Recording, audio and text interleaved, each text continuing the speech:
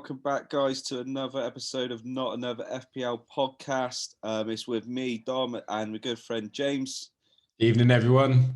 I hope we're all doing well. We are recording during game week 24. The Burnley-Fulham game is currently on, and we've got Everton and Man City to look forward to later.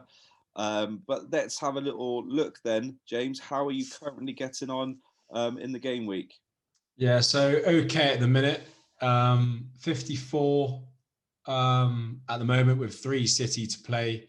Still got Sterling captaincy to go. Creswell's pulled me out of the dirt slightly. Antonio not playing was a big miss. So I've actually got Mitchell coming on for 0. So yeah, Cavani, Rashford not doing the business against West Brom. Took a big punt on them too, obviously with DCL being injured. Again, saw 19 goals had been conceded by West Brom at home in the last 5 games. Thought I'd have 3 Man United attackers, fancy goals, and obviously there wasn't. But that's me at the minute, mate. What about yourself? Yeah, I've been getting on all right. It was a bit of a slower start for me, but as you can see, I'm currently on 85 points, which is really good because it's well Very above good, the yeah. average. Albeit in our mini league, it's been another high scoring week, and again, I'm losing ground to the top boys. They seem to be running away with it a little bit at the moment to me, putting some good distance in between. But as you can see, I had some good parts there and some bad. I should have probably played Rafinha, considering his form of late. But I'm not too displeased. I think I got quite a few of the shouts correct. As you can see, I did bench Antonio, whereas a lot of people did actually start him. Obviously, he's injured and he's not going to play.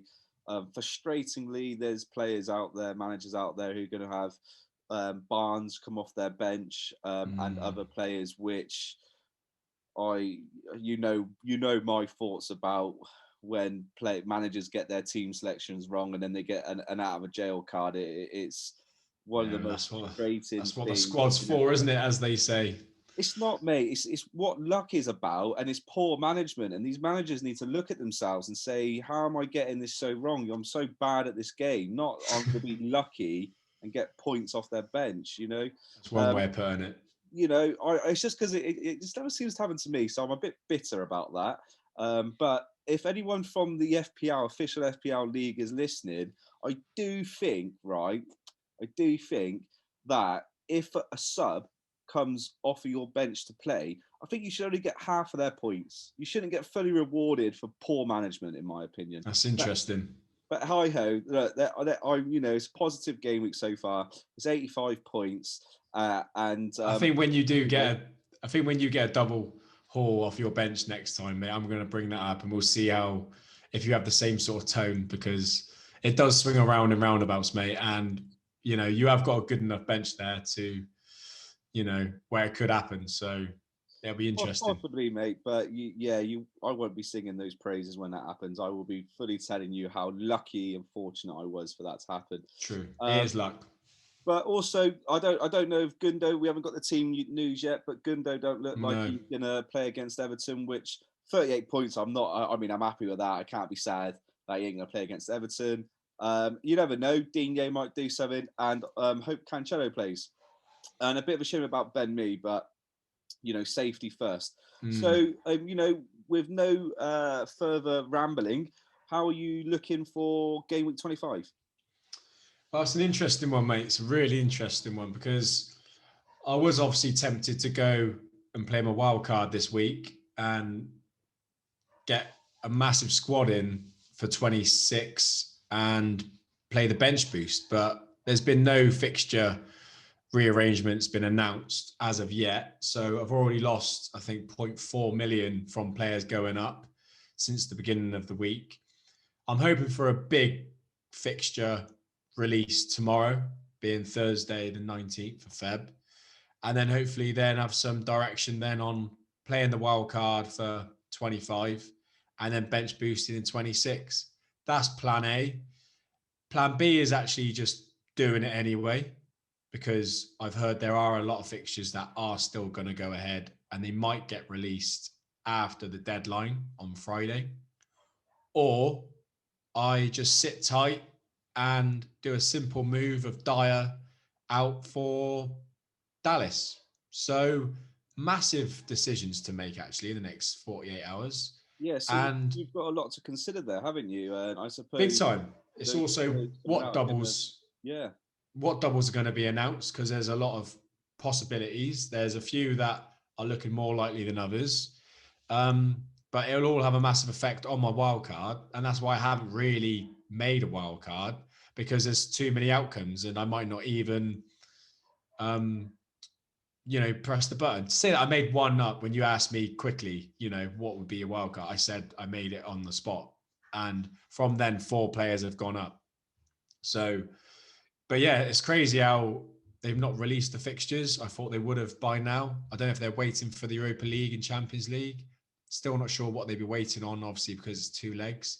But what do you think, mate? What do you think the hold-up is? Because I've heard there's been a bit of a meltdown in the FPL community. yeah. I think it's causing a right stir because like a lot of the FPL community and other managers are adopting your approach of wildcarding in 25, so they can then bench boost in 26. Mm. Now, the reason people were going to wildcard was because 26 was looking like a really fruity double game week. Mm. And like you say, with that delay, whether it's down to the Europa League and the Champions League games, because as we were sort of talking earlier, there is that congestion, isn't there, over the next fortnight? You know, your Spurs, Chelsea, City, Liverpool, that Leicester, they are in the European games. So can these teams still have a double game week in 26 and be going away in Europe or hosting? Yeah. I'm not too sure, but what we can talk about is sort of like our approach or players that stand out for you either way, because there are fixtures there that are set in stone. And having said that, we don't want to get too ahead of ourselves and look at double Yeah. game 26 and ignore 25. So if I Yeah. bring that back, who would you be looking at in 25? Because it's Leeds and Southampton with the double game week. Most managers own Bamford. A lot of managers own Dallas. I'm a Yeah. Rafina owner. Where are you at with that? Are you thinking you need Yeah. 3 Leeds? Is there any Southampton players that are coming into your mind? Well, I already own the best Southampton asset in Alex McCarthy, so I think he's a must in the double. I am being sarcastic, actually. I am just defaulted to having Alex McCarthy, and I can't get rid of him, obviously, if I do keep my team and not wildcard. But no, for Southampton, I wouldn't go anyone else apart from Ingsy. I think he looked I like pretty Danny sharp. Ings, mate. Yeah, he looks sharp again. It's only if you can obviously afford him, and I think there will be. They have an okay run of games, Southampton. So Ingsy for me is looking like a really nice pick. Leeds, I think the 3 are the obvious ones, being Bamford, Dallas, and Rafinha. I already am a Bamford owner, so I probably am looking Dallas. Outside pick would be old Jack Harrison. I think he looks lively at times, and he's more than capable of scoring in both them games. But yeah, I wouldn't trust too much on the Leeds defence. I wouldn't go anywhere near the goalie. I would only go Dallas because he is out of position and he is playing in midfield. So, but that's probably it for this double, mate. No one else for Southampton really stands out apart from Ings. What do you think? Yeah, I do agree with what you say there. I don't think you have Dallas in your team because you're expecting clean sheets. I do think it's the fact he's out of position. He's cheap to have. Like I said, I think Bamford is in the majority of people's teams. He always looks threatening. We know he gets chances. Interestingly, it's Rafinha that provides a lot of those chances to him. I think he's got 9 or 10 returns now in as many games. So that's really appealing, and he's at a really nice price point. When it comes to Southampton, I've got a little bit of a different view than you. I know Southampton have not been great of late, and they've had that thumping. I still think they're a good team. I still think Danny Ings, now sort of getting more minutes under his belt, getting the goal against Wolves and the one in the cup midweek to him before. I do think if you are sitting on Antonio at the moment, obviously he had his flag and he didn't play. I do expect him to be back for the Tottenham game, albeit it is Tottenham and Spurs do have a good record against West Ham. So, and I know if you look at the fixtures after Spurs for West Ham, they don't get much prettier. So I think if you're sat on Antonio, I think you could look to shift him out. If you don't have Bamford, I think that's a gimme. You could take a risk on Ings. Do you know what? Maybe Redmond. I've been looking at Redmond recently. I don't know about him. Maybe that's a step too far. He's a massive trap. He is. I've had him before, and he doesn't do it. He looks good. He'll get like a 15-point drop, and then he won't do anything for another 10 game weeks. But what about the Southampton defense now? I'm not touching them. Obviously, I say that even though I've got the Southampton goalie, but it's by default, as we've said. But it's a shame because I look at Vestergaard back, and I would have thought with him back, he could be there to steady the ship. And even when he's been back, the last 2 games, they've conceded 5. And you just think after that absolute shoeing they took from United, where they could have had a bit of time to add a bit of stability against a Wolves team that haven't scored in, 1 in 5. And you know what I mean? They've still conceded goals. So yeah, that's why I just think Ingsy for Southampton. Yeah, I think that I would agree with you there. I was looking at Vestergaard or Bednarak because I do really like their threat from corners or set pieces. Ward-Prowse as well on them, they're exactly. And free kicks, you can swing them in, can't you? You're not getting them in for clean sheets. And if you look at that Mm. run, I would be surprised if they kept a clean sheet against Chelsea. And Leeds. Surprised if they had a clean sheet against Leeds. We know how attacking Leeds are, and then they go Everton. So I feel if you get a Southampton defender, you're really targeting that Sheffield United game and Brighton. So it's a bit too far in the distance for me. And then they blank, don't they? So it's 2 games. So, but there are going to be managers out there, James, who are going to want to have a few double game week players, and if you are thinking along those lines, you can't fit everyone in your team, and you can't be having your Ings, your Bamfords, and 2 or 3 other players that we've named. So it's hard because it seems to be everyone fighting for the same spot. But yeah, enough said about that. I think it's a double game week. It's Leeds and Southampton. Both their attacking assets are better than their defensive assets, albeit Rafinha or Ward-Prowse in the midfield. Definitely, yeah. I think, to be honest, if you were to be in a position where you had Dallas and either Bamford or Rafinha and Ingsy, I think you'd be looking very nice there. So they'd be the most I'd have out of them. I wouldn't push too much into getting them. So looking at the fixtures then, other than just talking about Southampton and Leeds, are there any players that stand out for you that you might transfer in ahead of moving out Antonio for Ings or Bamford, for example? Is there anyone sticking out? Well, to be honest with you, the only plum game I see there is actually the absolute plummest game I fancy is Man United Newcastle. Now, I'm just a bit, I'd say down about the Man United assets I own and also I presume the people that own the Man United defensive assets, apart from obviously Shaw. But that is a game where I fancy, United could win 2-3-0. Don't think they should put too much emphasis on the Sociedad game. I still think they're obviously not going to want to lose, but they're going to want to prioritise that Newcastle game to keep up the pressure with City. But no, to be honest with you, I think maybe Josh Maja for Fulham looks like a very good punt for a few game weeks. He's cheap, 5.5. I think we've all seen him on the Sunderland podcast, documentary on Netflix before he got that move to Bordeaux.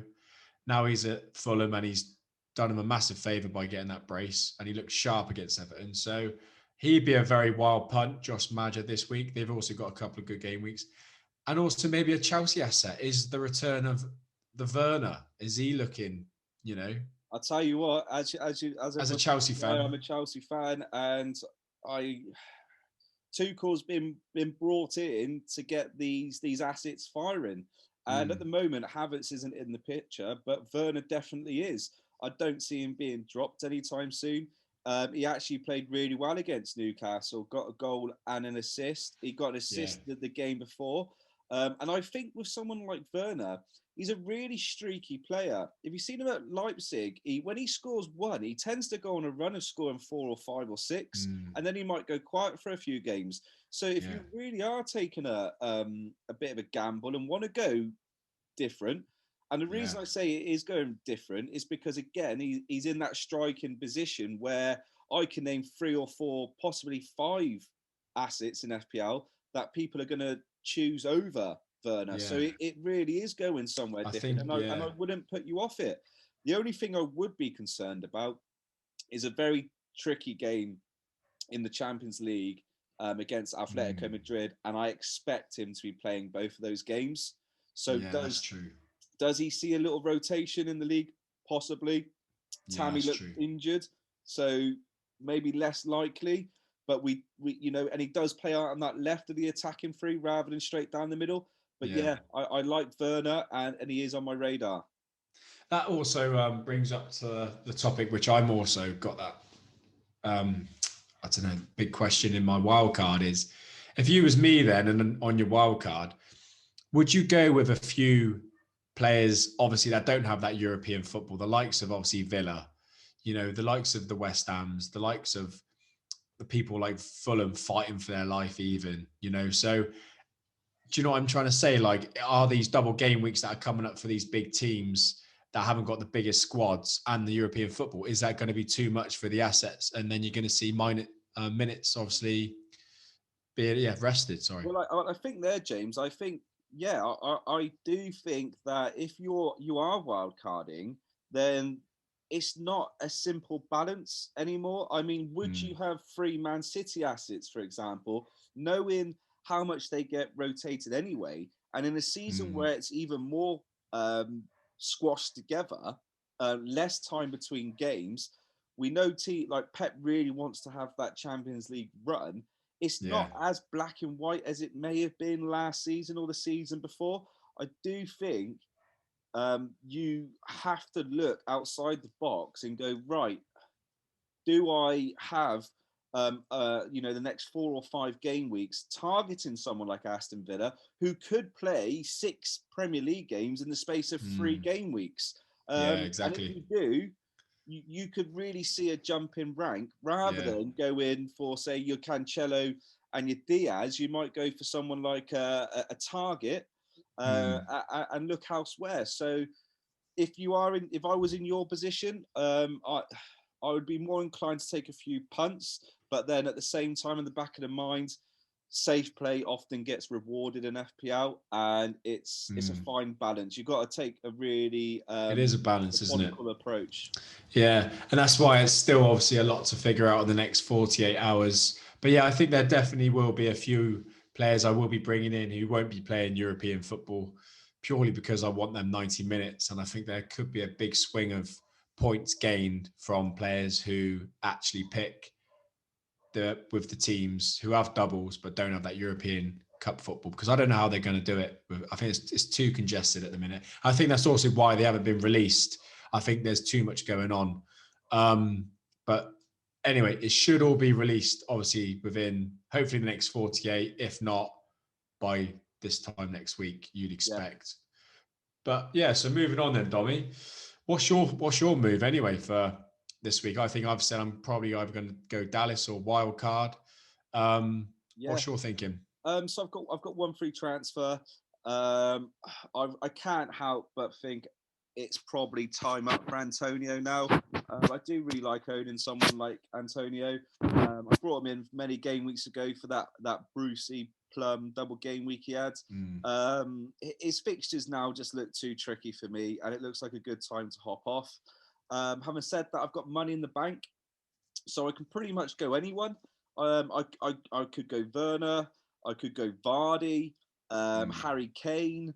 I don't own Bamford, so I think the logical decision is to get Bamford in for the double game week. And Rafinha, would you? That's interesting. Yeah, the thing is, because I've got Rafinha, that the only thing is that's keeping me maybe not going Bamford is the fact I've got Rafinha. I quite like that because I know in the mini league, especially, not many people do have Rafinha. Don't think anyone does. But yeah, I'd say top of my shopping list is probably Vardy, Kane, Werner, and Danny Ings is poking around in my mind. So I think Danny Ings is going to do good this double. Yeah, so one free transfer, and I'm tossing and turning between those four strikers. Have you got anything to add for your moves, or do you want to go on to the captain? Yeah, no, I think the captaincy, I think, like I said, it's a weird situation. If I do wildcard, it's going to be an absolute rush, probably tomorrow or Friday, putting it together. But hopefully we get a little bit of clarification. Captaincy wise, I think it's two candidates. I think it's at the moment looking like either Bruno at home to Newcastle or Bamford. Now, it could be one of them situations where the single game week player outscores the double, in the sense of obviously Bruno is just obviously class and doesn't seem to look like he's not going to score in a game. Or you just go this probably the safer pick in the sense that he's got two games and go Patrick Bamford. So that's my thinking with captaincy. What about you? Yeah, I love it because we was having a conversation a few game weeks back, weren't we, about captaining a double game week player or a single game week player who's got the better fixture. For me, on paper, like you said, the best fixture this game week looks like Manchester United versus Newcastle. I like the fact it's like a Sunday evening / sort of night game. Bruno scored 11 points last time the sides met. So that'd be a cushy 22 points if he'd done the same. Yeah. That's what breaks my heart. Rashford scored 15 against Newcastle away. He's not going to be in my wild card. So, that's big decisions because the moment you do something like that, it often stinks. Well, exactly. Although they do play Real Sociedad, mate, and they are away Thursday night. So to be honest with you, I've always got this thing in the back of my mind, and I've been watching it over the last few seasons. Is teams, they don't perform to their best after they've played midweek in the Champions League or the Europa League. They just don't. So I look forward to looking to the next podcast and reviewing how well those teams done. But yeah, for me, it's either Rafinha or Bruno. And if I bring Bamford in, it's going to be either Bamford, Rafinha, or Bruno for me. So that's my top three captain picks. I can't really look at anyone else. So with that being said, should we go on to the Flutter?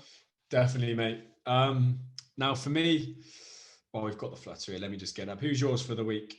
0-0 in the 0-0. Sorry, 0-0 in the Burnley Fulham game. So the Burnley clean sheets are holding up. Yeah, Bentley's not playing, is he? Anyhow, so I'm really drawn to the odds of Tottenham beating West Ham. I think they're just shy of 2-1, aren't they? Yeah, 17-10. 17-10. They're away every time. I know West Ham are a very good side. I know there's always question marks over Tottenham, but there's always going to be question marks over Tottenham when Mourinho's in charge.